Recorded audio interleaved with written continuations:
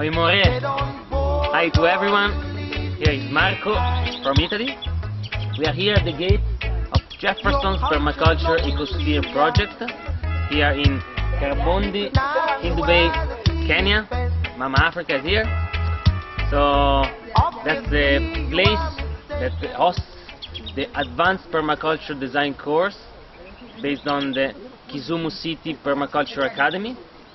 I'm here because I've decided to leave home and go towards such a great adventure in this continent. I'm very excited to say that it's been great for me collaborating with Maurice and all the people that are part of the project. And yeah, I came here because I wanted to give it a try and go to the roots of our civilization.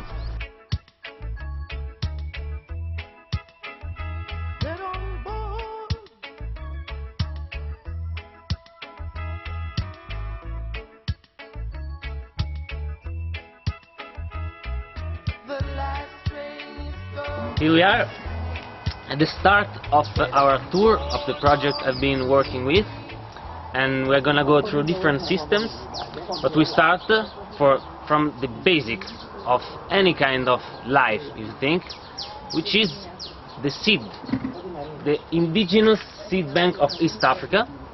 That's where all the project, all the life starts, and this is the base from where all the seeds and some cuttings and plants are stored, and they are available for all the projects that Maurice and Jefferson is supporting. So here we are inside.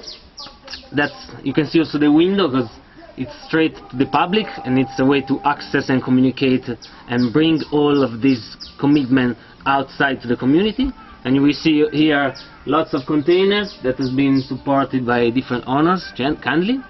And we have a wide variety of indigenous seeds, from trees to shrubs to vegetables, perennials, and many different varieties that belong from this country and this area in particular. Here we are in the indigenous intensive systems, which are different garden beds. They are like dozens going all the way down to the shamba, and they've been built for being permanent growing areas. So they are the raised beds which are coming up from the surface.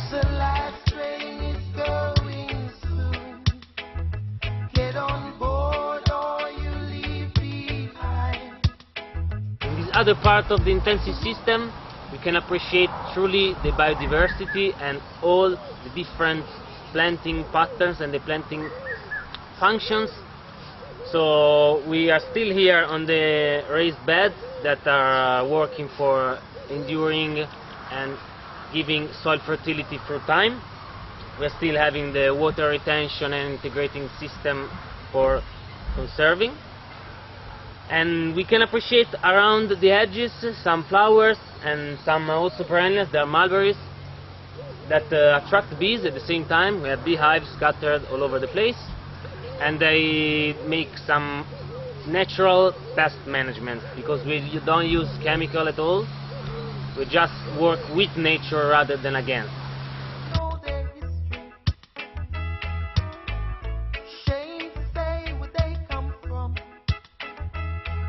So I'm standing here at the edge of this pond that fills up seasonally with water and permits the water to spread and sink into the ecosystem.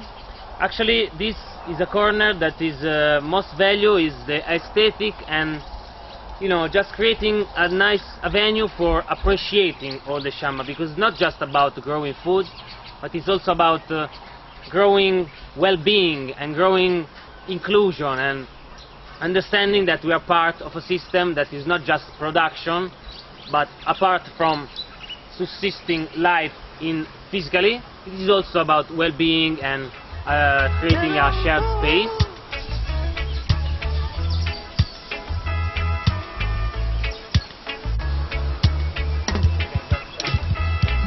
As we go on, we reach the integrated cassava garden, which, as the name say, the main crop is the cassava. Now has been pruned to make cuttings in order to propagate them and adding layers. So we're not seeing just a cassava plantation. It's not a monoculture. This will be meaning lots of work, because it's going to be something against nature, so it's going to request more intervention. What we aim to is to work with nature, and through observation, understanding that the more you diversify in time, planning on succession, so planting trees in between that are going to grow and make crop for the future.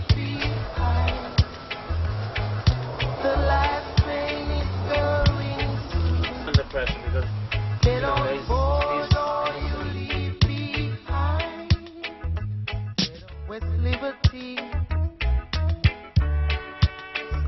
this system is open and there are many animals running around.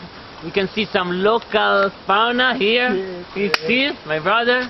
Yes. He's a guy that attended the course where I had the privilege to facilitate. He's from Karabondi. We've been working together. I really appreciate your company. Thank you, Steve. My name is Maurice Oguya. I'm very glad to be Marco's host for the last about 2 months. And we have actually done a lot in this system, from the training up to the improvement of the ecosystems. We have been putting very many layers which are complementary to one another. And as you can see, we have a very giant cassava from the food forest. Yeah, this one is not even difficult to lift. Wow, wow, wow! Very heavy. Yeah, very heavy. Yeah, that is almost 15 kgs, and this one. And we also have arrowroots. So we also have arrowroots and plenty of greens all the time, everywhere. So this system is productive throughout the year and all the time, and it sustains most of our food needs. We also have bananas, which are almost ready, and many other things. So in the spirit of regeneration, once we harvest the cassava, we get the shoots, and then we make the cuttings, and then we replant again. So right now we have put almost all the layers. I'll just be adding a layer of this cassava, so that once we harvest the maize and the beans, at least there's something that is still growing in the system up to the next season. And generally, for us, we are very different. We teach what is called mass regeneration and mass accelerated succession, sorry.